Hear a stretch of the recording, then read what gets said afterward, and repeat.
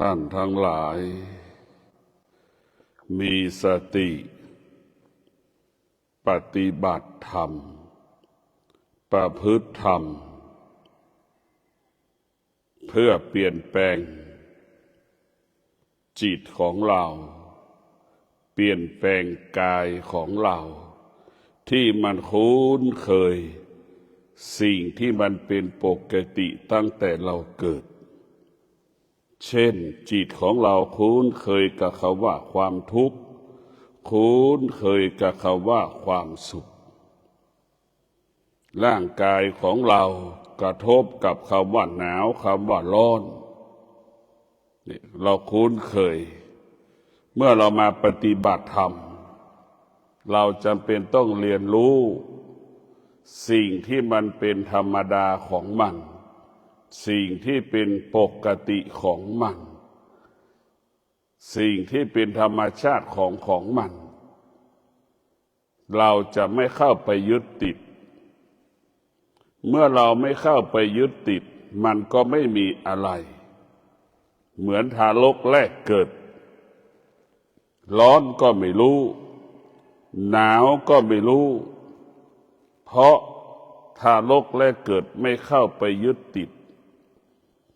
เมื่อเราไม่เข้าไปยึดติดมันก็ไม่ทุกข์มันก็ไม่สุขหรือไม่มีสุขไม่มีทุกข์หรือมันเป็นปกติเป็นธรรมดาของมันเป็นแบบนั้นอย่างนั้น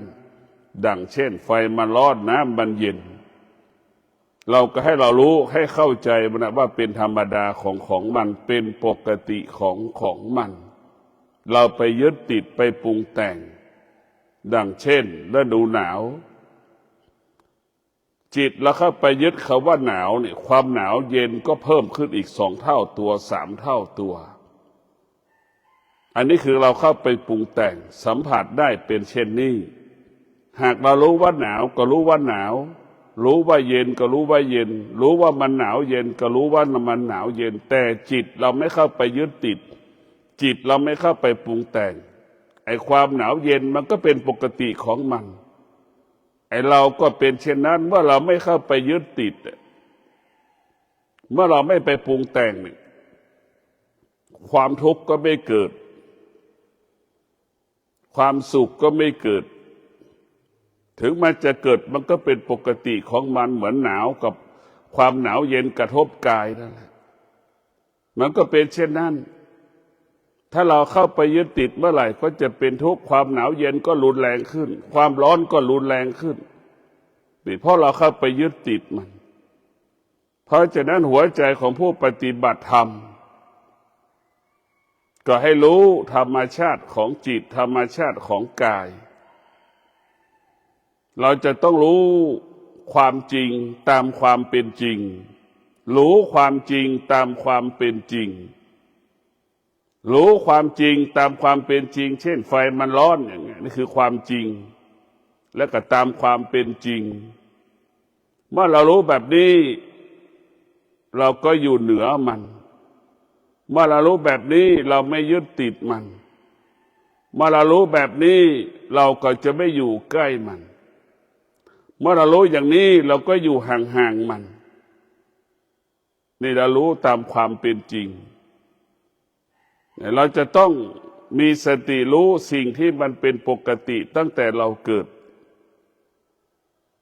หรือภาษาอีกภาษาเรียกว่าเราจะถอนธรรมชาติออกจากกายออกจากจิตไม่ให้กายกับจิตไปติดในความสุขในความทุกข์ไม่ให้กายกับจิตไปเกี่ยวข้องผูกพันกับความชอบใจความไม่ชอบใจสิ่งเหล่านี้จะต้องมีสติที่จะแก้ไขออกไปจากการปฏิบัติเราจะมีสติอยู่เหนือสิ่งที่มันเป็นปกติของมันและมีสติรู้อยู่เหนือสิ่งที่มันเป็นปกติเช่นฤดูร้อนปรากฏเราก็มีสติรู้อยู่เหนือมันฤดูหนาวปรากฏเรามีสติรู้อยู่เหนือฤดูหนาวที่มันปรากฏเมื่อฤดูฝนปรากฏเราก็มีสติรู้อยู่เหนือมันว่ามันเป็นปกติของมันเป็นธรรมดาของมันเป็นธรรมชาติของมัน แต่เราต่างหากขาดสติเมื่อเราขาดสติเราจะไม่เข้าใจสิ่งที่มันเป็นปกติหนาวก็เกิดอาการสำแดงอาการร้อนก็เกิดอาการสำแดงอาการฝนตกก็สำแดงอาการฝนไม่ตกก็สำแดงอาการและชีวิตเราจะอยู่ตรงไหนล่ะไอ้จิตเป็นผู้ไม่รู้นี่จิตเป็นผู้ไม่รู้เนี่ยมันจะสำแดงอาการ3 ฤดูฝนก็สำแดงอาการฝนไม่ตกก็สำแดงอาการฤดูหนาวมันไม่หนาวก็สำแดงอาการหรือว่าสำแดงอาการเพราะฉะนั้นพวกเราทั้งหลายเราต้องมีสติรู้เราจะไม่สำแดงอาการใดๆทั้งสิ้นเราจะอยู่เหนือสิ่งที่เรารู้ความชอบใจปรากฏเราก็จะดับมันไม่ให้มันเกิดขึ้นความไม่ชอบใจที่มันปรากฏเราก็ไม่ให้มันเกิดขึ้นเราจะมีสติดับมันเราจะต้องมีสติรู้ให้จิตเป็นผู้รู้สุขก็เป็นปกติมีอยู่ในร่างกายทุกข์ก็มีอยู่ในร่างกายสุขก็อยู่ในจิตทุกข์ก็อยู่ในจิตเมื่อจิตไม่ยึดติดสุขไม่มีทุกข์ก็ไม่มีหรือไม่มีสุขไม่มีทุกข์เมื่อเราไม่ยึดติดมันอะไรที่เราเข้าไปยึดติดเมื่อไหร่มันก็จะมีสิ่งนั้นเกิดขึ้นกับเราเกิดขึ้นกับเราเพราะฉะนั้นพวกเราทั้งหลาย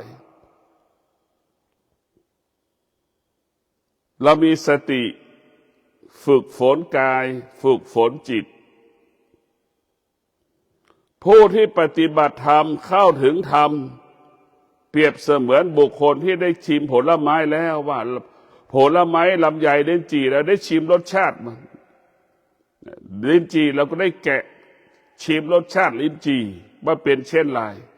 ลำไยเราก็แกะแล้วก็ชิมรสชาติลำไยมะม่วงเราก็ชิมรสชาติมะม่วงเนี่ยผู้ปฏิบัติธรรมจึงรู้กันจึงรู้ธรรมดั่งผลไม้ที่เราได้ชิม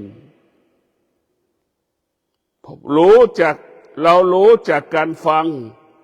เรารู้จากการเรียนหรือรู้จากการอ่านเนี่ยมันเหมือนเรารู้เฉยๆว่าลำไยมันหวานแต่เราไม่ได้เคยชิมลำไยมะม่วงเราก็รู้เฉยๆว่ามันเปรี้ยวแต่เราก็ไม่เคยชิมมะขามมันหวานเราก็ไม่เคยชิมเรารู้นั่นแหละคือรู้จากการอ่านรู้จากการเรียนรู้จากการฟังนะมันยังไม่เท่ากับรู้จากการปฏิบัติเช่นผู้กินมะม่วงเนี่ยมันสามารถพูดคุยได้ว่ารสชาติมะม่วงเป็นอย่างไรผู้ชิมลิ้นจี่มันก็รู้ว่าลิ้นจี่ลองกองลำไยทุเรียนมังคุดเป็นเช่นไรเนี่ยมันกินมาหมดผู้ที่มีประสบการณ์ก็เหมือนผู้ที่มีประสบการณ์ปฏิบัติธรรมก็เหมือนบุคคลที่ได้กินผลไม้ได้ลิ้นตัวเองชิมด้วยลิ้นตัวเองนานาชนิดนั่นแหละผู้ปฏิบัติธรรมมีประสบการณ์ในการปฏิบัติธรรมจึงรู้ความจริงเห็นความจริงดังผู้ที่ชิมผลไม้นานาชนิดคนที่เรียนรู้จากการอ่านหนังสือรู้จากการอ่านหนังสือรู้จากการเรียนจากการฟังเนี่ยรู้จากการอ่านจากการเรียนเนี่ยมันก็รู้เฉยๆแต่เรายังไม่ได้ชิมผลไม้เพราะมันห่างกันรู้จากการเรียนกับรู้จากการปฏิบัติย่อมแตกต่างกัน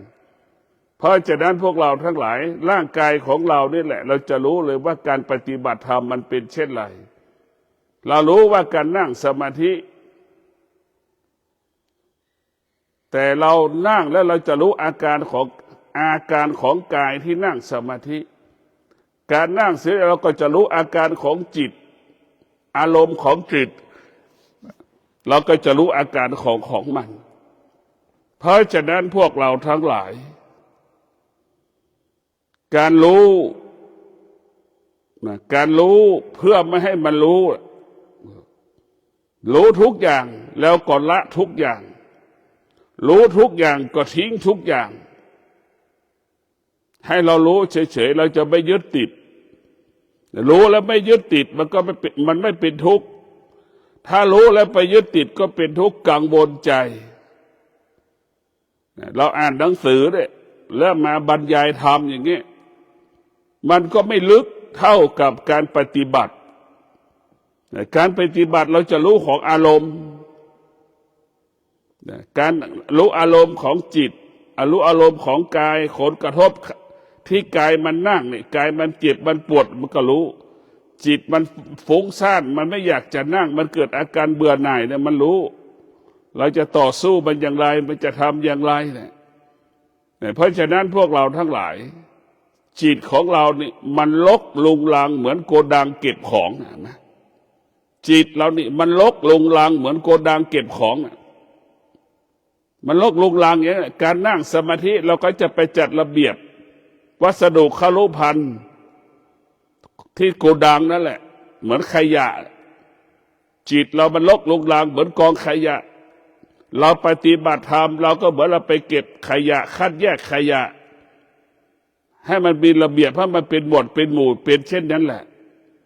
เพราะฉะนั้นพวกอารมณ์ของเรานี่ความโลภความโกรธความหลงก็เหมือนขยะอารมณ์ความรู้สึกของเราก็เหมือนขยะเรามาจัดระเบียบอารมณ์ของเรานั่งสมาธิ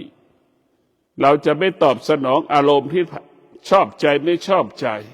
มันผ่านตาหูจมูกลิ้นกายใจเราจะไม่ตอบสนองมันเราจะเกิดอาการคำว่าชอบใจไม่ชอบใจจะไม่ให้มันเกิดเพราะฉะนั้นเราจะไปจัดระเบียบอารมณ์ของเราเหมือนเราไปจัดระเบียบขยะไปคัดแยกขยะนั่นแหละ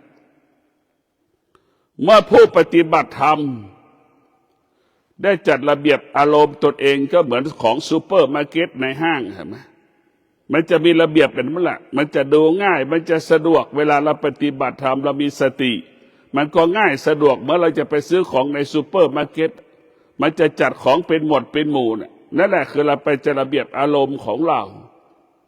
าจะรู้แหละโซนนี้ขายรองเท้าโซนนี้ขายเสื้อผ้าโซนนี้ขายโทรศัพท์มือถือโซนนี้โซนอาหารเนี่ยมันก็จะง่ายสะดวกผู้ที่ปฏิบัติธรรมก็มีพิจารณาชีวิตหรือสิ่งที่มันเป็นปกติของเรามันก็จะง่ายแบบนั้นแหละสุขก็เป็นปกติทุกข์ก็เป็นปกติให้เราเข้าใจมันให้เราเข้าใจมันเช่นนั้นเมื่อเราเข้าใจมันเราก็ไม่มีอะไรสักอย่างหากเราไม่เข้าใจมันสิมันจะลกลุงลางไปหมดเหมือนโกดังที่ไม่ได้เก็บจัดแยกคัดแยกเก็บของแหละเหมือนกองขยะใหญ่ๆมันก็จะลกลุงลังเพราะฉะนั้นพวกเราทั้งหลายการปฏิบัติธรรมของเราจะเป็นจัดระเบียบอารมณ์ที่มันเกิดจากผ่านตาผ่านหูจมูกลิ้นกายใจของเรานี่แหละเราจะไปดับมันเราจะดับอารมณ์ของเราจะต้องมีสติไปดับมีสติอยู่ห่างอารมณ์ของเราถ้าอารมณ์ดีก็เหมือนของหอมเราก็จะดับมันอารมณ์เราไม่ดีก็เหมือนของเหม็นเราก็จะไปดับมันเราจะให้ชอบใจไม่ให้ชอบใจไม่ให้มันเกิดดีก็ไม่ให้มันเกิดไม่ดีก็ไม่ให้มันเกิดดีก็เป็นดีก็ไม่เที่ยงไม่ดีก็ไม่เที่ยงเราต้องอยู่เหนือมันเราต้องอยู่เหนือสิ่งที่มันไม่เที่ยงทั้งสิ้นเพราะฉะนั้นพวกเราการปฏิบัติธรรมเป็นสิ่งสำคัญเป็นสิ่งจำเป็น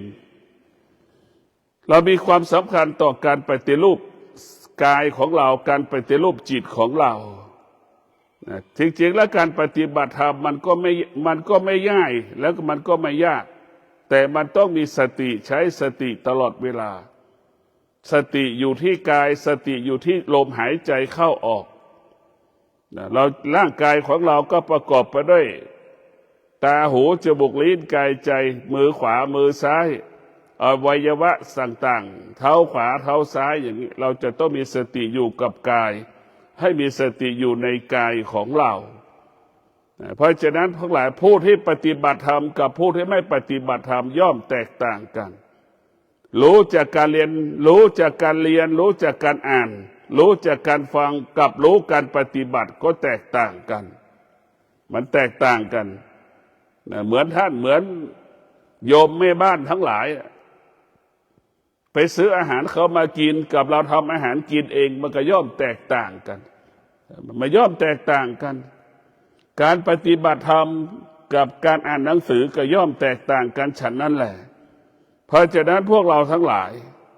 เราจะต้องเน้นการปฏิบัติ การปฏิบัติธรรมเราก็มีสติมีสัจจะมีวิริยะมีขันติมีสติมีสัจจะมีวิริยะขันติในการปฏิบัติธรรมวันนี้เราจะเดินจงกรมทั้งวันอย่างนี้เราก็จะมีสติรู้เดินจงกรมเดินจงกรม30 นาทีนั่งสมาธิ30 นาทีทุกชั่วโมงอย่างนี้เราจะเปลี่ยนอริยบทอันนี้แหละคือเราปฏิบัติเรามีบำเพ็ญสติสัจจะวิริยะขันติเราก็ทำไปวันนี้มันไม่ได้ผลหรอกมันก็เหมือนเราปลูกลำไยลิ้นจี่นะมันยังไม่ออกดอกออกผลง่ายๆมันต้องใช้เวลาอยู่การปฏิบัติธรรมวันนี้มันก็ได้ในสิ่งที่เราได้เราทำไม่ได้ไม่มีการปฏิบัติธรรมมันเกิดธรรมทุกวันแต่เราไม่เห็นธรรมที่มันเกิดก็คือสติสัจจะวิริยะขันติเราได้ทุกวันนี่แหละทำให้เราให้ตรงนี้คือธรรมมันไม่ได้เกิดขึ้นที่จิตเราหรอกเราเกิดขึ้นที่เรามีสติรู้นั่นแหละสติรู้ก็คือสติสัจจะวิริยะขันติแล้วเราทำตามสติสัจจะวิริยะขันตินั่นคือธรรมมันเกิดขึ้นแล้วนั่นคือความสำเร็จเกิดขึ้นแล้วเราไม่ควรเอาธรรมที่มันมีตัวมีตนธรรมที่เรารู้แต่ปัจจุบันนี่แหละคือสติสัจจะวิริยะขันติได้นั่งสมาธิครบอย่างที่เราบอกชั่วโมงทุกชั่วโมงเว้น30 นาทีเว้นเนี่ยนั่งสมาธิ30 นาทีเดินจงกรม30 นาทีเราได้ทำอย่างนี้สติสัจจะวิริยะขันติทั้งวันนี่แหละคือสำเร็จแล้วการปฏิบัติธรรมเราสำเร็จแล้วการปฏิบัติธรรมเราสำเร็จผลแล้วเพราะเราทำได้ทั้งวันไอ้ธรรมที่มันเกิดก็คือสติสัจจะที่เราสัมผัสอยู่นี่แหละคือธรรมแต่เราไปสนใจธรรมที่มันไม่รู้ธรรมที่มันไม่เห็นเนี่ยแล้วพอการปฏิบัติธรรมก็เกิดอาการสำแดงอาการเพราะเราไม่ได้ปฏิบัติเราไม่ได้มีหลักในการปฏิบัติธรรมเหมือนเราอยู่กลางทะเลเนี่ยเราก็ไม่รู้ว่าตรงไหนที่เหนือทิศใต้เพราะเราไม่มีหลักเพราะการปฏิบัติธรรมเราต้องมีหลักกำกับสติสัจจะวิริยะขันติ30 นาทีจะเดินจงกรม30 นาทีจะนั่งสมาธิอย่างเงี้ยเราทำนี่คือธรรมมันเกิดแล้วนี่แหละคือธรรมมันเกิดตรงที่เราสติสัจจะวิริยะขันตินั่นแหละคือธรรมนี่แหละคือหลักของธรรมรู้ธรรมที่รู้ปัจจุบันนี่รู้ธรรมปัจจุบันคือเรามีสติแล้วก็ทำอยู่วิริยะภาคเพียรเราก็ทำอยู่สัจจะเราก็ทำอยู่ขันติเราก็มีอยู่นี่แหละคือธรรมเราไม่ใช่เอาธรรมไปนั่งแล้วหลับตาแล้วทำมันจะเกิดตรงนั้นไม่ใช่เราเอาธรรมสตินี่ไปปฏิบัติเอาไปกำกับกายเราเอาสัจจะไปกำกับกายกับจิตเอาวิริยะขันติไปกำกับกายกำกับจิตแล้วเราก็ทำตามนั่นแหละคือธรรมมันเกิดเราจะไปนั่งสมาธิแล้วใช้สมาธิมันจะเกิดกลางอากาศมันไม่มีสมาธิมันจะเกิดขึ้นก็ต้องมีสติสัจจะวิริยะขันติเราจะเดินถึงจุดหมายเป้าหมายได้ก็เพราะสติสัจจะวิริยะขันติเมื่อเรามีสิ่งนี้แล้วเราจะไม่หลงทางเมื่อเรามีสติสัจจะวิริยะขันติแล้วเราจะเดินทางบรรลุเป้าหมายผู้ปฏิบัติธรรมก็เป็นเช่นนั้นเราต้องเอาธรรมมากำกับธรรมเอาธรรมมากำกับกายเอาธรรมมากำกับจิตให้กายกับจิตอาศัยธรรมไม่ครบ30 นาทีจะไม่เลิกการนั่งสมาธิไม่ครบ30 นาทีก็จะไม่เลิกการเดินจงกรมนี่แหละเอาธรรมไปกำกับกายเอาธรรมไปกำกับจิตนั่นแหละเอาธรรมกำกับธรรมเราสัจจะแล้วเราจะเดินจงกรม30 นาทีก็ต้องครบ30 นาทีเราให้สัจจะแล้วเราจะต้องนั่งสมาธิครบได้30 นาทีก็ต้องให้มันครบ30 นาทีนี่แหละหัวข้อธรรมนี่แหละคือแก่นแห่งธรรมนี่คือสาระของธรรมแต่เราจะเอาไปทำจากนั่งหลับตาเนี่ยมันไม่ได้เราไปเอาธรรมที่เป็นเรื่องอนาคตเราต้องเอาธรรมเรื่องปัจจุบันคือเรามีสตินี่คือทำปัจจุบันอดทนเป็นเรื่องปัจจุบันสัจจะเป็นเรื่องปัจจุบันสติเรื่องปัจจุบันอย่างที่บอกแล้วสติสัจจะวิริยะขันตินี่เป็นเรื่องปัจจุบันเราไปนั่งหลับตาเนี่ยเป็นเรื่องอนาคตธรรมมันจะเกิดขึ้นในอนาคตอีกแต่เราต้องเอาธรรมปัจจุบันมากำกับกายเราก่อน นี่สติสัจจะวิริยะขันติธรรมปัจจุบันมันเจ็บเราก็รู้เราอดทนว่ามันเจ็บเราจะต้องอยู่กับความอดทนให้ได้เราจะต้องเป็นเช่นนี้มันปวดเราก็ต้องอยู่กับความเจ็บปวดให้ได้มันฟุ้งซ่านใจเรามันฟุ้งซ่านมันกระวนกระวายกระสับกระส่ายเราก็บังคับมันเราจะไม่เลิกจากเราจะไม่คลายความเพียรจากการนั่งสมาธิมันจะปวดก็รู้ว่าให้มันปวดมันฟุ้งซ่านก็ให้รู้ว่าฟุ้งซ่านแล้วก็เอาสติสัจจะวิริยะขันติไปคุมนั่นแหละคือธรรมปัจจุบันรู้กายแล้วก็เอาธรรมไปครอบคุมกายรู้จิตอารมณ์มันฟุ้งซ่านแล้วก็ธรรมน่ะไปควบคุมอารมณ์ที่มันฟุ้งซ่านเนี่ยธรรมปัจจุบันก็คือสติสัจจะวิริยะขันติการนั่งสมาธิก็เป็นธรรมที่เป็นเรื่องอนาคตนะเขาส่วนแม่เข้าใจมันนั่นเป็นธรรมเรื่องอนาคตธรรมปัจจุบันคือสติสัจจะวิริยะขันตินี่ธรรมปัจจุบันแล้วก็ทำได้ด้วยทำได้ดีเราก็รู้ได้สัมผัสได้เหมือนเราบอกว่าสัจจะนั่งสมาธิ30 นาทีแล้วก็นั่งได้30 นาทีนั่นคือธรรมมันเกิดเดินจงกรมครบ30 นาทีนั่นแหละคือธรรมมันเกิดนี่คือธรรมปัจจุบันพระพุทธเจ้าให้อยู่กับปัจจุบันเท่านั้นเพราะฉะนั้นพวกเราทั้งหลายเราจะไม่เอาธรรมในอนาคตเราจะเอาธรรมปัจจุบัน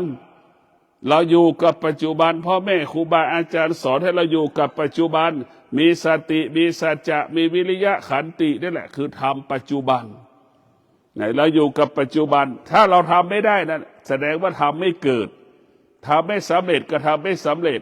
ไม่เกิดทำได้แค่15 นาทีไม่สำเร็จแล้วเสียสัจจะก็ไม่มีธรรมแล้วเมื่อเราไม่มีสัจเมื่อเราไม่ครบ30 นาทีนี่เราก็ไม่อดทนความอดทนก็ไม่เกิดวิริยะก็ไม่เกิดใช่ไหมนี่แหละเพราะฉะนั้นพวกเราทั้งหลายเราต้องเอาธรรมปัจจุบันไปกำกับธรรมไปกำกับกายเพื่อให้กายอยู่กับปัจจุบันเนี่ยความเจ็บปวดมันไม่เที่ยงเห็นไหมเราก็รู้อีกว่าความเจ็บปวดมันไม่เที่ยงความฟุ้งซ่านมันก็เป็นสิ่งที่ไม่เที่ยงเราก็รู้อีกว่าความฟุ้งซ่านเป็นสิ่งที่ไม่เที่ยงเราก็อยู่กับปัจจุบันนี่แหละเราก็รู้เราด่าเขาว่ารู้ให้อยู่เหนือรู้อยู่เหนือรู้เจ็บปวดก็ให้มันเราควบคุมมาให้ได้ร่างกายของเราก็เหมือนม้าร่างกายของเราก็เหมือนช้างสติสัจจะวิริยะขันติเหมือนเรานั่งบนคอช้างเหมือนเรานั่งบนหลังม้านั่นแหละเราจะต้องควบคุมช้างกับม้าให้ได้ร่างกายเราก็เป็นเช่นนั้นเพราะฉะนั้นพวกเราทั้งหลายการปฏิบัติธรรมการประพฤติธรรมของเราให้เอาธรรมอยู่กับปัจจุบันนะเหมือนผู้ปฏิบัติธรรมมาสังสายเอกตั้งใจมาแล้ว3 วันก็ครบ3 วันนั่นแหละคือสำเร็จแล้วมา7 วันก็มาครบ7 วันนั่นคือความสำเร็จขึ้นแล้วคือสัจจะเกิดขึ้นแล้วครบ7 วันเดี๋ยวมาสำนักปฏิบัติธรรมเราจะมานั่งสมาธิวันหนึ่งให้ได้6 ชั่วโมงอย่างเงี้ยนั่ง30 นาทีเดิน30 นาทีนี่เราก็ทำครบแล้ว6 ชั่วโมงอย่างนี้นี่แหละคือการปฏิบัติธรรมแล้วก็สำเร็จขึ้นแล้วแล้วเราก็อยู่ครบ7 วันอย่างนี้ระวังแต่เรามาอยู่วัด7 วัน3 วันเราก็มีสัจจะว่าเราจะต้องทำวัดสวดมนต์ทุกวันอย่างเงี้ยนี่แหละคือการสำเร็จแล้วคือการปฏิบัติธรรมสำเร็จแล้วนี่แหละคือการปฏิบัติความว่าสำเร็จธรรมเนี่ยคือก็ได้ปฏิบัติตามที่เราให้สัจจะนะอย่างน้อยเราก็ได้แล้วเขาได้ข้อบังคับเราปฏิบัติตามข้อบังคับธรรมนี่แหละคือธรรมเนี่ยสติสัจจะวิริยะขันตินั่นแหละคือธรรมแต่เราไปอาศัยจากไปรู้ธรรมอื่นๆเนี่ยนี่คือมันผิดนะไอ้ธรรมที่รู้ก็คือสติเนี่ยเราทำครบทุกอย่างสติสัจจะก็หมายความว่าเราจะต้องนั่งสมาธิได้6 ชั่วโมงแล้วก็นั่งได้ครบ6 ชั่วโมง1 วันนี่คือสำเร็จแล้วระหว่างที่มันนั่งสมาธิแต่ละชั่วโมงมันเกิดอาการแสดงอาการเราก็มีสติความอดทนไปกำกับมีวิริยะภาคเพียรไปกำกับจนถึงที่สุดแล้วก็สำเร็จได้แล้วเพราะเราชนะมันเราไม่ตกอยู่ใต้อำนาจมันเพราะฉะนั้นพวกเราต้องมีสติในการเรียนรู้เรื่องธรรมของพระพุทธเจ้าได้มีความสำคัญต่อการมีชีวิตอยู่ของเรา มีชีวิตอยู่ เมื่อเรามีลมหายใจเราจะเป็นต้องมีสตินะเราต้องมีสตินะลมเรามีสติลมหายใจเราต้องมีสติละเรามีสติรู้ลมหายใจเป็นเรื่องอดีตสติรู้เรื่องปัจจุบันนะพวกเราทั้งหลายลมหายใจเข้าออกเป็นเรื่องอดีตทั้งสิ้นแต่สติรู้เรื่องปัจจุบันรู้ลมหายใจเข้าเห็นไหมเรื่องปัจจุบันมีสติอยู่กับปัจจุบันลมหายใจเป็นเรื่องอดีตเป็นเรื่องของอดีตแล้วเข้าก็เป็นอดีตออกก็เป็นอดีตเข้าก็ดับออกมันก็ดับสิ่งนี้มันเกิดขึ้นแล้วมันก็ดับเกิดขึ้นที่ไหนมันก็ดับที่นั่นนั่นแหละนั่นเรามีสติอยู่กับปัจจุบันอยู่เหนือรู้ลมหายใจเข้ามันก็ไม่เที่ยงรู้ลมหายใจออกมันก็ไม่เที่ยงเรารู้อยู่กับปัจจุบันให้เราอยู่กับปัจจุบันทุกวันทุกอย่างมันก็จะเกิดความดีงามงอกงามเราต้องอยู่เหนือเวทนาเมื่อเรามีสติเราก็จะอยู่เหนือเวทนาเมื่อเรามีสติเราก็จะอยู่เหนืออุปทานไอ้ที่เราขาดสติเราก็อยู่ภายใต้เวทนาเมื่อเราขาดสติแล้วก็อยู่ใต้อุปทานเพราะฉะนั้นเราจะต้องอยู่เหนือมันมีสติรู้อยู่เหนือรู้นั่นแหละมีสติรู้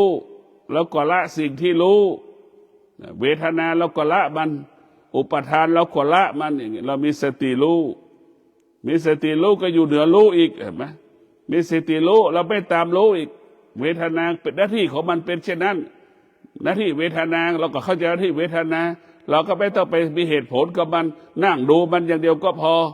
เวทนาถ้ามีตัวตนก็เหมือนไฟที่ท่อนฟืนที่ถูกไฟไหม้นั่นแหละ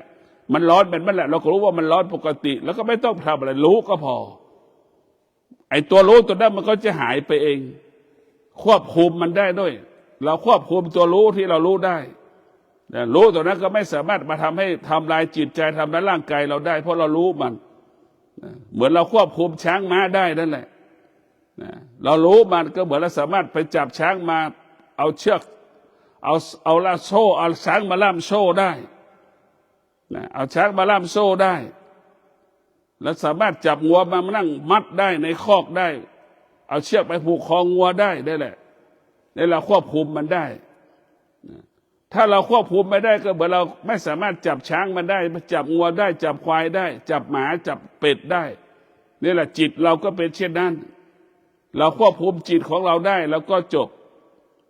เพราะฉะนั้นพวกเราต้องมีสติไม่จิตเราไม่เข้าไปยึดติดมันก็ไม่มีอะไรสักอย่างนะจิตเราไม่ยึดติดมันไม่มีอะไรให้เราไปไม่มีอะไรในจิตใจเราเลยพอจิตเราเข้าไปยึดติดมันมีหมดเลยสารพัดอารมณ์ความรู้สึกชอบใจไม่ชอบใจเกิดขึ้นเพราะเราเข้าไปยึดติดมันเพราะฉะนั้นพวกเราทั้งหลายการปฏิบัติธรรมนะคือการดับทุกข์การดับทุกข์หลักของการดับทุกข์ก็คือศีลสมาธิปัญญาเนี่ยเป็นหลักของการดับทุกข์เป็นการดับทุกข์เรารักษาศีลเนี่ยเป็นการดับทุกข์เรามีสมาธิเป็นการดับทุกข์เรามีปัญญารู้ความจริงตามความเป็นจริงเป็นการดับทุกข์เมื่อเราไม่รักษาศีลเป็นเหตุให้เกิดความทุกข์เมื่อเราไม่มีสมาธิก็เป็นเหตุให้เกิดความทุกข์เมื่อเราไม่มีปัญญาเราขาดปัญญาก็เป็นเหตุให้เกิดความทุกข์มันตรงกันข้ามเราเพราะฉะนั้นเราต้องศีลนะว่าเป็นพ่อเป็นแม่ของพระธรรม84,000พระธรรมขันธ์ศีลห้าเป็นบิดามารดาของพระธรรม84,000พระธรรมขันธ์เราทุกท่านทั้งหลายเราต้องพิจารณาศีลนี่สำคัญที่สุดมันกำกับกายวาจาใจเราเมื่อเรามีศีลเราก็มีสมาธิเมื่อเรามีสมาธิเรามีปัญญาเมื่อเราไม่มีศีลสมาธิมันก็ไม่เกิดเมื่อเราไม่มีศีลไม่มีสมาธิปัญญามันก็ไม่เกิดศีลสมาธิปัญญาเปรียบเสมือนเม็ดข้าวโพดที่เราไปปลูกมันก็ย่อมออกต้นนั่นแหละนั่นแหละคือศีลสมาธิปัญญาเปรียบเสมือนข้าวโพดที่เราไปปลูกแล้วออกเป็นต้นข้าวโพด ถ้าเราไม่ล่วงละเมิดศีลไม่มีสมาธิขาดปัญญาก็เหมือนข้าวโพดที่มันแห้งๆที่ยังไม่ได้ปลูกมันก็ไม่เกิดผลใดๆทั้งสิ้นถ้าเราไม่ปฏิบัติตนถ้าเราปฏิบัติตนตามศีลสมาธิปัญญาเราก็จะได้ผลดั่งข้าวโพดที่ปลูกออกมาแล้วมันก็จะมีฝักมีรวงของมันมีผลไม้ที่เราปลูกมันจะออกดอกเอาผลเช่นนั้นเราไม่ปฏิบัติธรรมเราก็ไม่สามารถจะได้รู้ธรรมได้เห็นธรรมได้ธรรมที่แท้จริงต้องเกิดจากการปฏิบัติเราจะรู้อาการของร่างกายระหว่างที่เรานั่งเราเดินรู้อารมณ์ของจิตรู้สภาวะจิตรู้อารมณ์ของจิตเราจะรู้ของมันเนี่ยก็ขอให้พวกเราได้มีสติในการพิจารณาหัวใจของการปฏิบัติธรรมก็คือให้รู้หัวใจผู้ปฏิบัติธรรมไม่จำเป็นเราจะไม่ต้องอ่านหนังสือไม่จำเป็นจะไปฟังให้ปฏิบัติตัวเราเองให้เรารู้จากตัวเราเองมากที่สุดเนี่ยเหมือนเราฟังธรรมนี่รู้แค่เหมือนบอกว่าลำไยมันหวานแต่เราไม่ได้ชิมลำไยนะรู้เฉยๆแต่การปฏิบัติธรรมเหมือนเราได้ชิมลำไยมาแล้วรสชาติมันหวานอย่างนี้มะขามมันมีรสชาติเปรี้ยวหวานเราก็รู้ได้แล้วลองกองลำไยลิ้นจี่เราก็รู้ได้หมดนั่นคือการปฏิบัติธรรมเหมือนเราชิมรสผลไม้เมื่อเราชิมผลไม้เราจะรู้อย่างนั้นแหละแต่ถ้าเราไม่ปฏิบัติธรรมเนี่ยเรารู้ว่าลำไยมันหวานแต่เราไม่เคยกินลำไยรู้มะม่วงมันเปรี้ยวแล้วก็ไม่รู้ว่ามะม่วงมันเปรี้ยวเป็นยังไงเราก็ไม่รู้เนี่ยเรารู้แค่ตัวหนังสือรู้จากการอ่านรู้จากการเรียนมันไม่ลึกนะก็ขอให้พวกเราได้ปฏิบัติมากนะการปฏิบัติธรรมคือการมีสติรู้อยู่กับกายนั่นแหละนะการมีสติรู้อยู่กับกายเราเดินเราก็รู้นี่แหละคือการฝึกสติให้เราจิตให้มีสติให้จิตอยู่กับกายเรารู้ว่าเรานั่งรู้ว่าเราเดินรู้ว่าเรานอนรู้ว่ามือขวาจับของวัตถุสิ่งของมือซ้ายจับวัตถุสิ่งของต่างๆนั่นนะให้เรารู้เมื่อเรารู้มันก็ไม่มีอะไรให้จะให้เรารู้แหละรู้แล้วก็ละทิ้งให้หมดไม่ควรไปยึดติดในสิ่งที่เรารู้นะเพราะนั้นพวกเราต้องมีสติในการปฏิบัติธรรมในการประพฤติธรรมธรรมของพระพุทธเจ้าคือปัจจุบันนะแต่ผู้ปฏิบัติธรรมนี่ไปเอาธรรมในอนาคตทั้งหมดเลยเหมือนเรานั่งสมาธิเนี่ยมันก็เป็นเรื่องอนาคตแต่ให้รู้เรื่องปัจจุบันนี่แต่ธรรมปัจจุบันอย่างที่บอกจะลืมสติสัจจะวิริยะขันตินั่งสมาธิครบ30 นาทีไม่ขยับเท้าขวาไม่ขยับเท้าซ้ายไม่ขยับมือขวาไม่ขยับมือซ้ายเนี่ยนี่คือครบนี่แหละคือบริบูรณ์แล้วธรรมเกิดขึ้นแล้วเนี่ยคือธรรมเพราะเราเอาธรรมไปจับธรรม